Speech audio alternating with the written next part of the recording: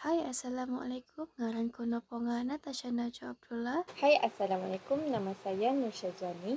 Assalamualaikum warahmatullahi wabarakatuh. Inggalanku Rosman Rizwan. Assalamualaikum dan salam sejahtera.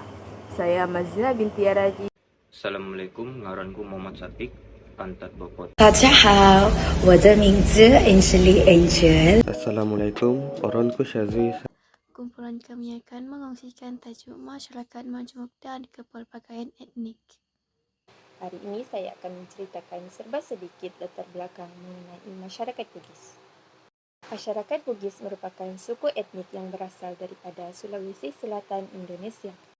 Sejarah kewujudan masyarakat Bugis banyak dikaitkan dengan isu kepahlawanan dan peperangan. Masyarakat Bugis juga dikenali sebagai masyarakat kapal dan masyarakat laut. Selain mempunyai sifat yang kental dan berani, masyarakat Bugis juga sangat sinonim dengan kebolehan dan kegigihan sebagai perantau dan pedagang. Sifat ramah dan bijak berkata-kata dikatakan salah satu faktor kejayaan masyarakat Bugis sebagai pedagang dalam urusan jual beli. Juada yang paling terkenal dalam kalangan masyarakat Bugis ialah Burasak dan Lepat Lul. Hidangan ini paling diminati ramai khususnya semasa musim perayaan. Masyarakat Bugis juga mempunyai makanan warisan yang lain seperti baulu pecak, berongkok, tumbuk, kapurung dan sebagainya. Seterusnya adalah adat perkahwinan masyarakat Bugis. Adat perkahwinan masyarakat Bugis menekankan konsep sirik. Konsep sirik merupakan lambang dan maruah masyarakat Bugis.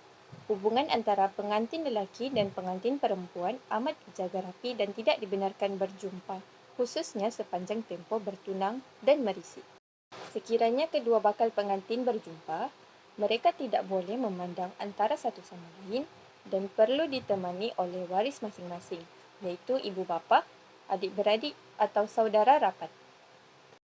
Dalam konsep perkahwinan masyarakat Bugis, amalan merisi dan meminang perlu dilakukan secara berasingan dengan penuh pengisian adat dan budaya tertentu.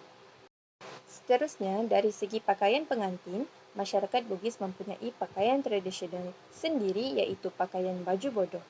Baju bodoh ini terkenal di Indonesia dan dihasilkan melalui tenunan lembaran kain daripada kabas dan benang yang berkualiti tinggi. Baju bodoh sangat istimewa kerana sudah mencapai ratusan tahun yang lampau dan dikategorikan sebagai pakaian yang bersimbolik. Etnik yang saya pilih ialah suku kaum Tidong, yang juga boleh dikenali sebagai kaum Tidong. Etnik Tidong adalah salah satu kaum yang banyak terdapat di bagian tenggara Sabah, yaitu sekitar Tawau dan Sebatik.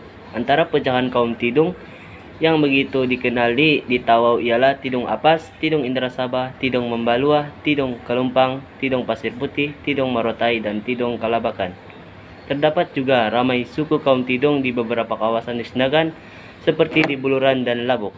Selain itu, suku kaum Tidong juga boleh didapati di beberapa tempat di Indonesia. Masyarakat suku kaum Tidong di Indonesia yang agak dikenali ialah Tidong Tarakan, Tidong Nunukan, Tidong Sembakong, Tidong Sesayap, dan Tidong Malinau.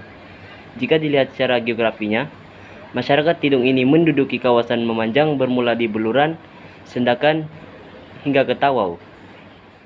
Suku kaum Tidong juga mendiami kawasan pantai, pulau-pulau, serta pesisir sungai, dan mereka juga bekerja sebagai nelayan serta bercocok tanam dan memanfaatkan hasil hutan. Seterusnya, saya akan menerangkan tentang makanan tradisional, pakaian tradisional, dan tarian tradisional suku kaum Tidong. Makanan tradisional suku kaum Tidong ialah nasi subut. Nasi subut adalah makanan khas bagi suku kaum Tidong. Bahan dasar pembuatan nasi subut adalah nasi, ubi jalar yang berwarna ungu, dan jagung. Pakaian tradisional suku kaum Tidong pula ialah sama seperti masyarakat Melayu yang lain. Mereka juga berbaju Melayu atau lebih dikenali baju Selangor, dan wanitanya memakai baju kurung. Selain itu, suku kaum Tidong mempunyai pakaian tradisional yang bernama Sina Beranti. Pakaian ini merupakan pakaian pengantin yang digunakan oleh pengantin lelaki pada saat proses pernikahan antara suku sahaja. Tarian tradisional suku kaum Tidong pula ialah tarian Rambai. Tarian Rambai adalah tarian etnik Tidong yang ramai dimainkan di bahagian tenggara Sabah, yaitu sekitar daerah Tawau, Kalabakan, Merontai, Bombalai, dan Sebatik. Suku kaum Tidong juga mempunyai rumah tradisional. Rumah tradisional ini dikenali sebagai rumah baloi. Rumah tradisional ini terletak di Kalimantan Utara, Indonesia. Selain itu, populasi suku kaum Tidung di Malaysia Sabah ialah 58.000 orang, manakala suku kaum Tidung di Indonesia pula ialah 235.000 orang yang terletak di Kalimantan Utara. Jika dijumlahkan, suku kaum Tidung mempunyai 293.000 orang. Adat tradisional ini telah ada sejak zaman nenek moyang kita.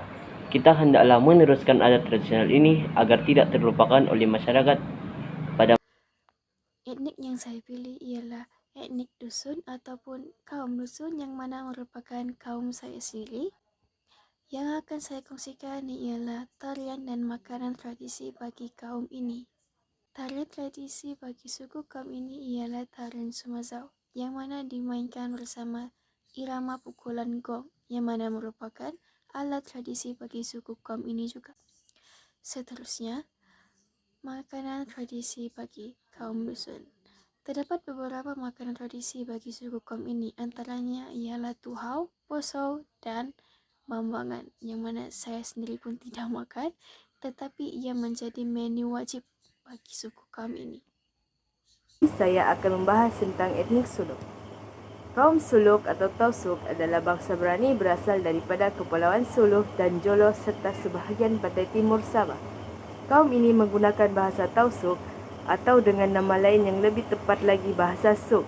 Antara adat istiadat kaum Suluk ialah adat perkawinan, iaitu pag pasihil, meninjau atau merisik, pag pangasawa meminang, pag turul taima menyerah hantaran, pagtiaon perkawinan, dan tingkuang majlis dari pihak lelaki.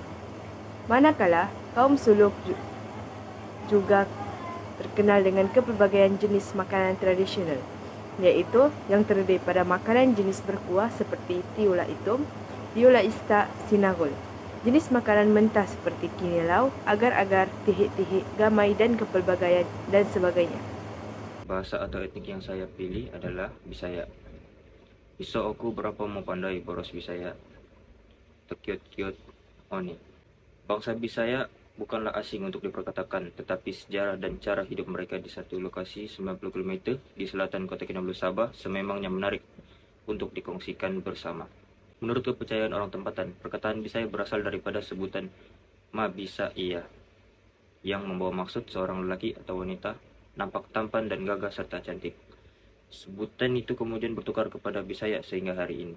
Kebudayaan kaum asli Bisaya adalah seperti tarian Liliput Bisaya, tarian Jipin Bisaya, tarian Sayau Bagarus, tarian Menggelawat, tarian Min Sayau. Keraf tangan mereka adalah berkaitan dengan kegunaan harian seperti menanam padi, mengangkat bahan-bahan harian, membuat sagu, dan menangkap ikan. Antara yang terdapat di sini ialah kelam bigas, lasok, dan salihit. Salah satu etnik yang saya pilih ialah Cina. Salah satu makanan tradisi orang China adalah dumpling, kue bulan, dan Yusheng. Terusnya ialah perayaan tradisi orang Cina, yaitu Tahun Baru Cina. Perayaan ini disambut meriah oleh mereka bangsa Cina selama 15 hari bagi kedatangan Tahun Baru menurut kalender mereka. Suit Zhongshan dan Cheongsam merupakan salah satu pakaian tradisi orang Cina. Mengapa saya memilih kaum Cina ini dari pelbagai etnik yang ada di Malaysia?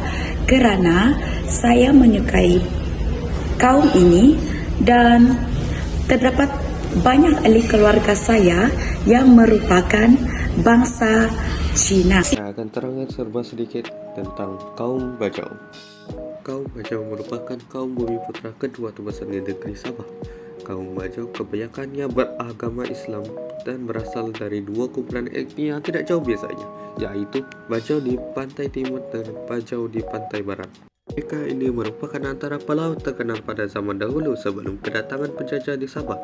Kaum Bajau didapati mempunyai kemahiran membina sampan atau kapal sederhana saiz pada beberapa catatan sejarah. Orang Bajau juga mempunyai kemahiran menunggang kuda dan ini menjadikan mereka antara kaum yang paling berjaya di Sabah.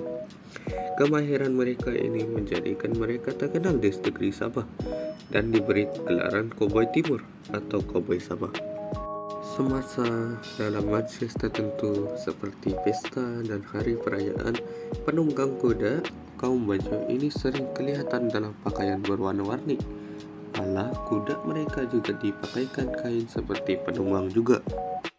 Orang Bajo yang berada di sebelah pantai barat Sabah kebanyakannya menetap dari bahagian kota Kinabalu sehingga ke kota Belud. Bagi kaum Bajo yang berada di bahagian pantai timur Sabah, mereka masih mengamalkan kehidupan tradisional seperti kegiatan menangkap ikan, dan kaum Bajau di sini digelar sebagai Bajau Laut. Kaum Bajau di bahagian ini telah bekerjasama dengan kaum Kadasan Dusun dari segi aktiviti ekonomi, perdagangan, perhubungan, sosial, serta kebudayaan. Orang Bajau dikatakan telah menggunakan sistem barter dalam aktiviti ekonomi mereka, yaitu menukar ganti hasil tangkapan ikan mereka dengan beras orang Kadasan. Bukan itu saja, pengaruh kebudayaan daripada kedua-dua kaum ini juga dapat dilihat dari segi material, musik, dan juga reka bentuk bangunan. 5 makanan tradisional kaum Bajau di Sabah. Yang pertama, putu. Kedua, sagal atau siagol. Ketiga, latok. Keempat, kahanga. Dan yang terakhir, tehe-tehe.